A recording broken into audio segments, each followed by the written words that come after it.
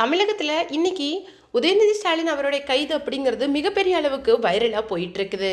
அதாவது டிஎம்கேவை சேர்ந்த பெரும்புள்ளியான அவரை கைது பண்ணுறது அப்படிங்கிறது மிகப்பெரிய அளவுக்கு சர்ச்சையை ஏற்படுத்தியிருக்கு. அமைச்சர் நேரு, அன்பில் மகேஷ் அப்படின்னு சொல்லிட்டு எல்லாருமே ஒரு பக்கம் கண்ணீர் மல்க அவருடைய பக்கத்தில் நின்றுருக்காங்க. அதுவும் அன்பில் மகேஷ் எல்லாம் அந்த பக்கம் போய் எதுவும் கண்ட்ரோல் பண்ண முடியாத அளவுக்கு அழுதுருக்காரு. அந்த வீடியோ ஒரு பக்கம் வைரலாக போயிட்டு இருக்கு. அது மட்டும் இல்லாமல் இந்த மாதிரி பெண்களை விமர்சனம் பண்ணுறவங்கள சும்மா விடக்கூடாது, பகிரங்க மன்னிப்பு கேட்கணும் அப்படின்னு சொல்லிட்டு பெண்கள் அமைப்புகளும் ஒரு பக்கம் அவருக்கு கண்டனம் தெரிவிச்சுட்டு வராங்க. அவர் பேசின அந்த டபுள் மீனிங் வார்த்தை, சுட்டிக்காட்ட நடிகை அப்படின்னு சொல்லிட்டு அனைத்துமே இன்னைக்கு சர்ச்சைக்குரிய ஒரு விஷயமா போயிட்டு இருக்கு. அது மட்டும் இல்லாம கிருத்திகா உதயநிதி, அன்பில் மகேஷ் அப்படின்னு சொல்லிட்டு இந்த கைதுக்கு எல்லாருமே கண்டனம் தெரிவிச்சிருக்கிறாங்க. இப்படி போயிட்டு இருக்கிற சமயத்தில் தான் பிரேமலதா விஜயகாந்த் இந்த கைது சரிதான், பெண்களை சும்மா பேசுனவங்களை விடக்கூடாது அப்படின்னு சொல்லிட்டு இந்த கைதை ஆதரவாக பேசியிருக்காங்க. அவங்க எதிர்பாராத பேசின விஷயம், அது மட்டும் இல்லாமல் விஜய் சார்கிட்ட சொன்ன அந்த ஒரு முக்கியமான விஷயம் அப்படின்னு சொல்லிட்டு இதை தான் நம்ம இந்த வீடியோவில் ரொம்ப முக்கியமாக பார்க்க போகிறோம். வீடியோக்குள்ளே போகிறதுக்கு முன்னாடி நீங்கள் நம்ம சேனலுக்கு புதியவராக இருந்தால் மறக்காம சேனலை சப்ஸ்கிரைப் பண்ணிக்கோங்க. வாங்க வீடியோக்குள்ளே போகலாம்.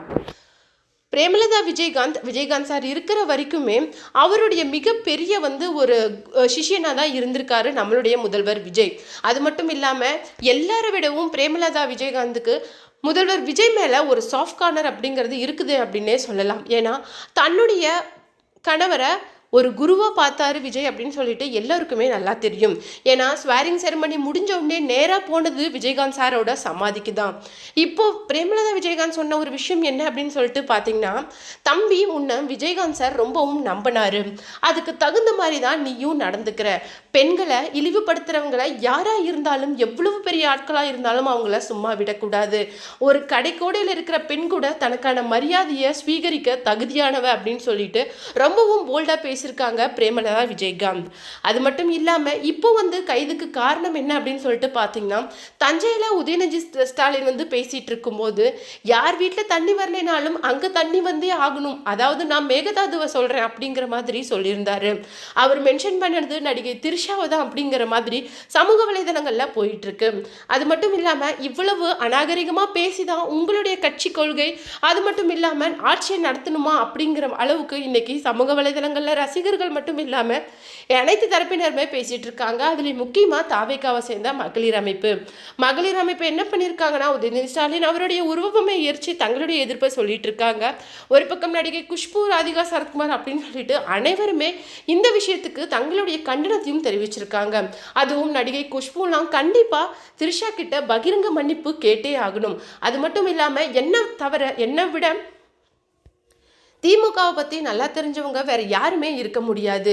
ஏன்னா அவங்களுக்கு தெரிஞ்சதெல்லாம் அராஜகம், அது மட்டும் இல்லாமல் கல்லை விட்டு எரியிறது, அது மட்டும் இல்லாமல் பெண்களை அசிங்கப்படுத்துறது, கேவலப்படுத்துறது, இந்த மாதிரி விஷயம்தான். பெண்களுக்கு சம உரிமை, அதாவது நீதி அப்படிங்கிற விஷயமே அவங்க கிட்ட கிடையாது. இந்த மாதிரி ஒரு விஷயத்தை நீங்கள் செஞ்சுதான் உங்களுடைய ஆட்சியை நீங்கள் தொடரணும்னு என்ன அவசியம் இருக்குது அப்படின்ட்டு ரொம்பவும் ஹார்ட்டாக பேசியிருக்காங்க ஒரு பக்கம்.